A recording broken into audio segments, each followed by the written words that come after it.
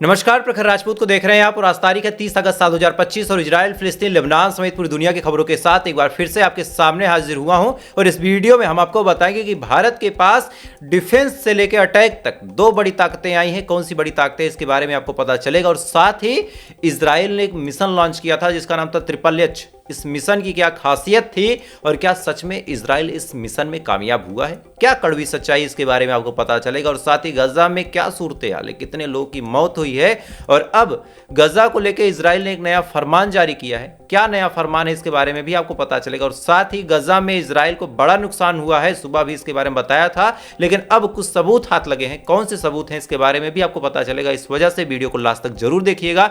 Channel पर नए हैं तो वीडियो को लाइक करके, चैनल को सब्सक्राइब करके अपना प्यार दे दें। और साथ ही इजराइल और फिलिस्तीन की इस जंग में आप किसके साथ खड़े हैं, इजराइल के साथ या फिलिस्तीन के साथ, कमेंट करके जरूर बताइएगा। तब तक एक एक करके मैं आपको खबरें बताता हूं। और सबसे पहले जो खबर आपको बताऊंगा, ये खबर गजा की बताऊंगा। गजा में लगातार हैवी बमबारी हो रही है, लगातार। आलम ऐसा है कि आज गजा में 60 से 65 लोगों के मारे जाने की खबर है। और सबसे अफसोसनाक बात यह है कि 15 के करीब लोग ऐसे थे जो वहां मदद करने पहुंचे थे, लेकिन एड सीकरों को भी मारने का काम इजराइल ने किया।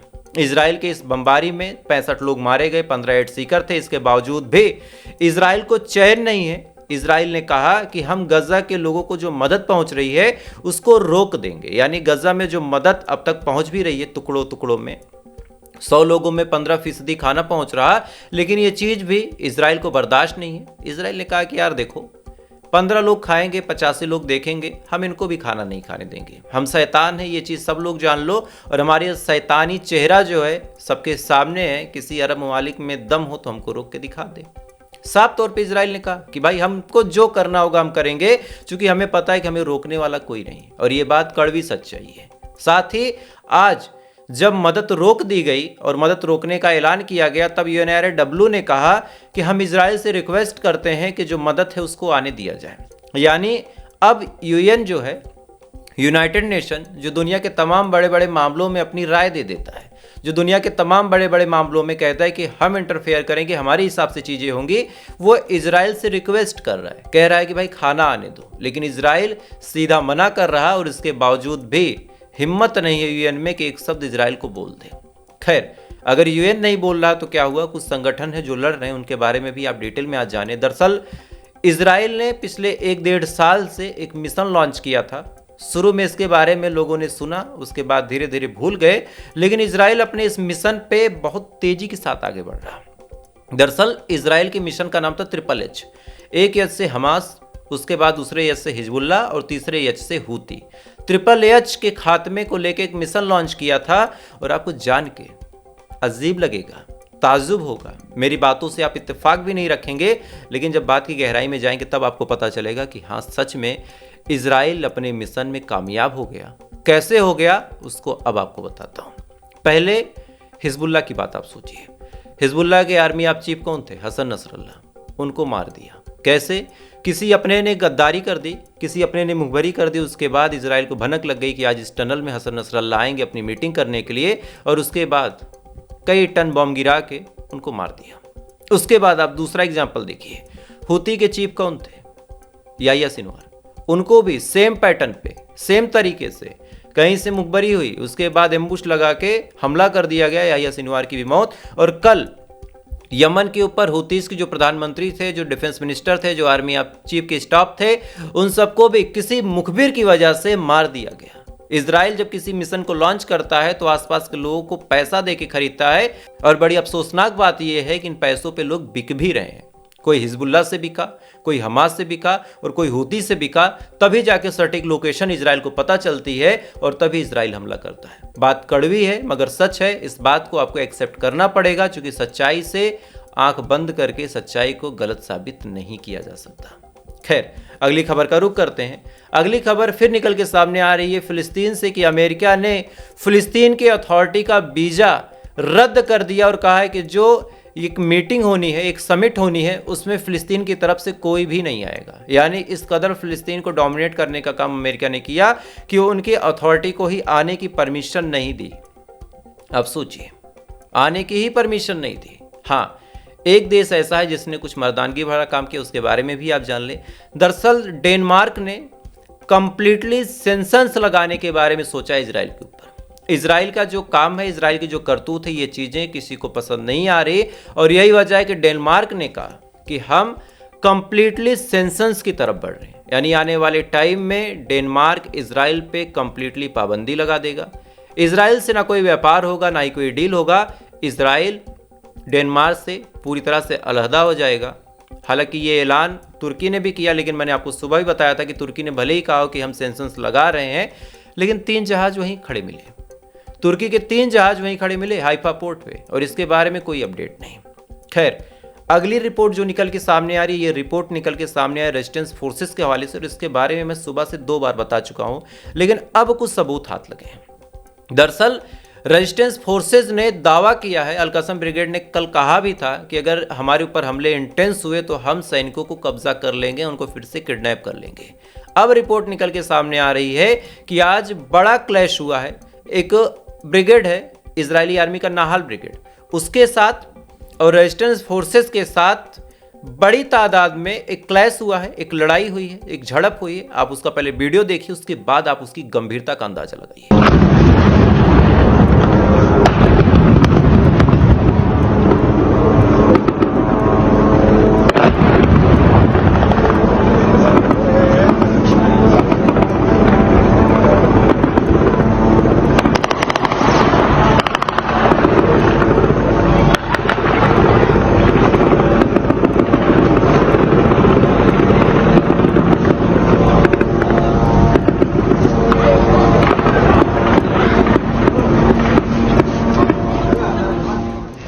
इस वीडियो में जिस हिसाब से आप आवाजें सुन रहे हैं, आवाज सुन के आप अंदाजा लगा सकते हैं कि कितनी बड़ी तादाद में आज हमला हुआ है।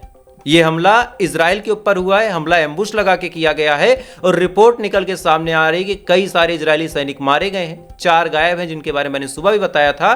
तो मतलब बड़ा साफ है कि जो अबू उबैदा ने कहा था कि हम किडनैप करेंगे, हम कैप्चर कर लेंगे, शायद उस मकसद पे ये लोग बहुत तेजी के साथ आगे बढ़ रहे हैं, और आने वाले टाइम में कई सारे इजरायली सैनिकों को बंधक बनाने का काम हमास और रेजिस्टेंस फोर्सेस कर सकते हैं। खैर, इधर जब से SSS की सफलता का जश्न इजराइल ने मनाया, सबसे ज्यादा अगर कोई सतर्कता बरत रहा है तो वो देश है ईरान, क्योंकि ईरान ही हुती को खड़ा करता है, ईरान ही हिजबुल्लाह को खड़ा करता है, ईरान अलग अलग और ग्रुप को फंड देता है, और अब ईरान को लग रहा है कि इजराइल अपने मंसूबे के लिए किसी भी हद तक जा सकता है। इस वजह से आज ईरान ने अपने देश के अंदर ऑपरेशन लॉन्च किया, और इस ऑपरेशन में 8 ऐसे लोगों को अरेस्ट किया है जिनके ऊपर शक है कि ये इजराइल के लिए जासूसी करते हैं। आपको मैंने अभी कुछ देर पहले जब बताया था कि बहुत सारे ऐसे लोग हैं जो बिक जाते हैं, तब आपको यकीन नहीं हुआ। अभी हमारे देश में एक घटना होती है, इसके बारे में अभी आपको बता रहा हूं, आप ध्यान से मेरी बात समझिएगा। पाकिस्तान हमारा पड़ोसी भी है, हमारा दुश्मन भी है, उससे हमारे ताल्लुकात अच्छे नहीं हैं। पाकिस्तान कोशिश करता है कि हमारे देश के किसी आदमी को पकड़े, उससे कुछ जानकारियाँ इकट्ठा करे। इस वजह से पाकिस्तान कभी किसी आर्मी वाले को, कभी किसी गेस्ट हाउस वाले को पकड़ता है। अब जिसको पकड़ता है उनमें से एक का नाम अब्दुल निकल आता है, एक का नाम राम निकल के आता है, एक के पीछे सरनेम सिंह लिखा होता है, एक के पीछे खान लिखा होता है, एक के पीछे गुप्ता लिखा होता है, ऐसे ऐसे करके तमाम सरनेम लिखे होते हैं। अब आपको ताजुब की बात बताता हूँ कि जब कोई राम या फिर हिंदू नाम से आता है तो मुसलमान भाई बड़े खुश होते हैं कि अरे ये देखो, ये तो भगवे संतरे हैं। तमाम गालियां जो लोग देते हैं ना, भगवे संतरे हैं, देख लो कैसे गद्दारी कर गया देश के साथ, यही है असली गद्दार। कुछ दिन बाद एक अब्दुल पकड़ा जाता है। जब अब्दुल पकड़ा जाता है तो इधर वाले खुश होते हैं, अरे ये देखो अब्दुल पकड़ा गया, ये देखो, ये पता नहीं क्या क्या, वो भी गाली वाली देते हैं, वो भी बोल देते हैं। अब आप एक चीज कभी सोचिए, चाहे अब्दुल पकड़ाए, चाहे राम पकड़ाए, चाहे किसी का सरनेम सिंह लिखा हो, चाहे खान लिखा हो, चाहे मोहम्मद लगा हो आगे, चाहे आगे कुंवर लिखा हो, कुछ भी लिखा हो, लेकिन ये बात हमारे देश की बेवकूफ़ जनता भूल जाती है कि चाहे जो पकड़ा गया, कम से कम ये तो कंफर्म हुआ कि भारत के अंदर कोई गद्दार है। आप जाति धर्म मजहब से उठ के देखें तो भारत के अंदर भी गद्दार छुपे हैं, ये बात आपको एक्सेप्ट करना पड़ेगा। तो जो सवाल हम लोग अक्सर पूछ लेते कि यार ये हिजबुल्लाह से, हमास से या फिर ईरान के अंदर गद्दारी कैसे हो जाती है जैसे हमारे देश में हो जाती है। दसियों रिपोर्ट आपके सामने आ जाएगी जब आप सर्च करेंगे कि किसने पाकिस्तान के लिए जासूसी की।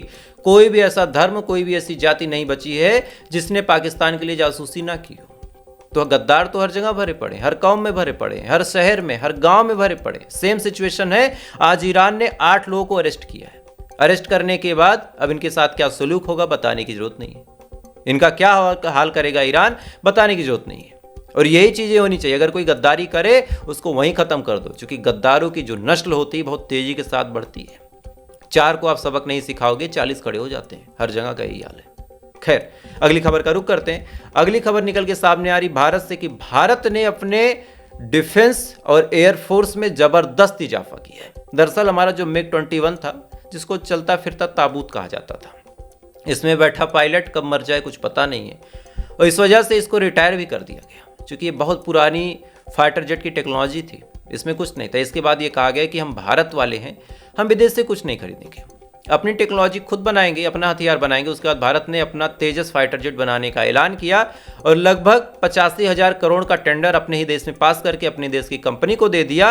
और अब रिपोर्ट निकल के सामने आ रही है कि इसी सितंबर लास्ट तक, यानी आने वाले 30 दिनों के अंदर भारत को कम से कम 2 तेजस फाइटर पायलट और फाइटर जेट मिल जाएंगे। यानी जिस सरहद की हिफाजत अब तक MiG-21 करता था, 2nd या 3rd जनरेशन का फाइटर जेट था, 4th जनरेशन का तेजस अब वहां पे मुस्तैदी के साथ खड़ा होगा। और तेजस की काबिलियत पूरी दुनिया जानती है। इस वजह से बड़े बड़े देश तेजस को खरीदने के लिए परेशान भी है, उनमें से इजराइल भी एक है। अंदर की खबर है लेकिन सच है, इस बात को आप जान लीजिए। खैर, अगली खबर का रुख करते हैं।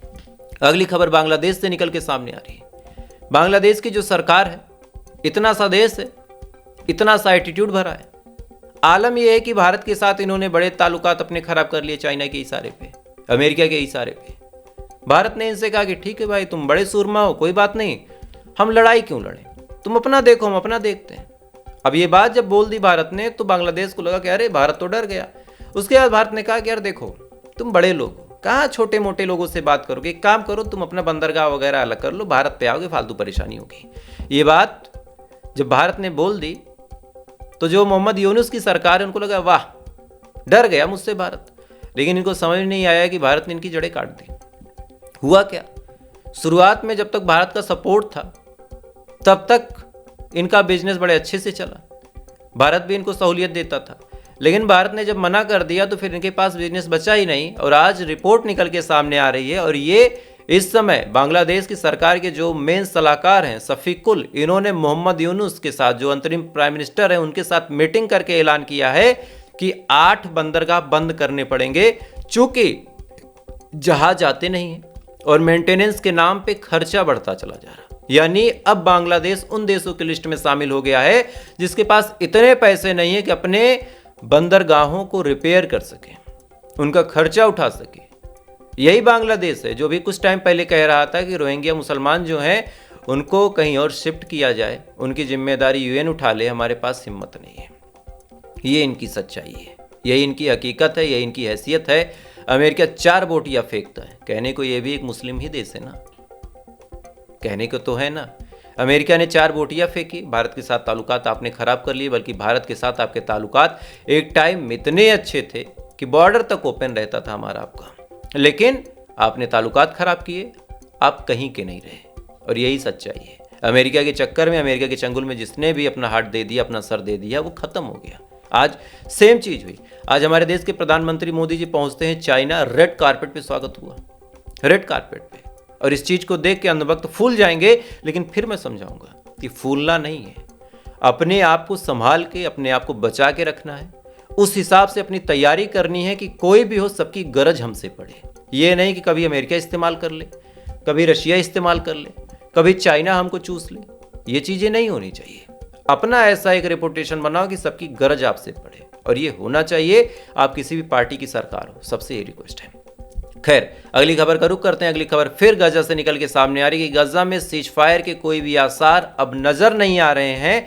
आलम ऐसा है कि पूरी दुनिया के लोग विचार कर रहे हैं कि गजा के लोगों को कहीं और शिफ्ट किया जाए, और इसको लेके रेड क्रॉस ने अपनी चेतावनी दी है। रेड क्रॉस ने कहा है कि इतनी बड़ी तादाद में लोगों को शिफ्ट करना आसान नहीं होगा, लगभग नामुमकिन होगा। यानी अगर इस खबर को दूसरी तह में जाके देखें तो गजा के अंदर ना लोग भाग सकते हैं, न लड़ सकते हैं, न जी सकते हैं, केवल और केवल एक काम कर सकते हैं, सिर्फ मर सकते हैं।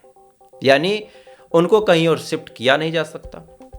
उनके पास खाने को खाना नहीं है, पीने को पानी नहीं है, बीमारियां फैलती चली जा रही हैं, कोरोना फैल रहा वहाँ पे। रिपोर्ट निकल के सामने आई है कि हॉस्पिटल में कोविड के केसेस देखे जा रहे हैं और इनको आइसोलेट किया गया। 3-4 दिन पहले ये आर्टिकल मैंने देखा था, मुझे लगा कि क्यों बताऊं, आप और परेशान हो जाएंगे। तो ये इस समय गाजा के हाल है। खैर, एक और आपको भारत की अपडेट देता हूं, चूंकि ये रात की जो खबरें होती है इसमें भारत सहित पूरी दुनिया की खबर आती है। भारत के एक राज्य गुजरात के सूरत के कोर्ट ने ऐसा फैसला दिया है जिसको सुनने का पहली बार खुशी हुई। अक्सर क्या होता था कि कई सारे लड़के लड़कियां एक दूसरे के साथ पहले रिलेशनशिप, फिर हम बिस्तरी करना, एक दूसरे के रूम में जाना, और लास्ट में जब मामला बिगड़ जाए, लड़के से झगड़ा हो जाए, तो फौरन मुकदमा कर देना कि इस लड़के ने शादी का झांसा देके मेरे साथ सब कुछ कर लिया। और फिर क्या होता था, उसके ऊपर रेप के चार्जेस लग जाते थे, उस लड़के की जिंदगी बर्बाद हो जाती थी। और हमारे देश में तो तारीख कितनी होती है आपको पता ही है, कोर्ट कचहरी में। अब रिपोर्ट निकल के सामने आ रही है कि सूरत की कोर्ट ने बड़ा फैसला लिया है कि अगर कोई भी ये कहता है कि शादी का झांसा दे के मेरे साथ गलत किया गया, तो उसको गलत नहीं माना जाएगा। आप इतनी बेवकूफ़ कैसे हैं कि आपके साथ कोई बहला फुसला के गलत कर ले। तो सूरत की कोर्ट ने बड़ा फैसला दिया है और मर्द जात के लिए, खासकर भारत में लड़कों के लिए, एक राहत भरी खबर है। क्योंकि न जाने कितने लड़कों की जिंदगियां ऐसे फर्जी मुकदमों में बर्बाद हो गई। घर, परिवार, समाज, सोसाइटी, खेत सब बिक गया। खैर, तो अभी के लिए बस इतना ही। बाकी थोड़ी देर बाद आपसे फिर मुलाकात होगी इजराइल, फिलिस्तीन, लेबनान समेत पूरी दुनिया की खबरों के साथ। तब तक आप अच्छे रहिए, खुश रहिए, अपना ख्याल रखिए, अपने देश का ख्याल रखिए। ऊपर वाला हिफाजत करें।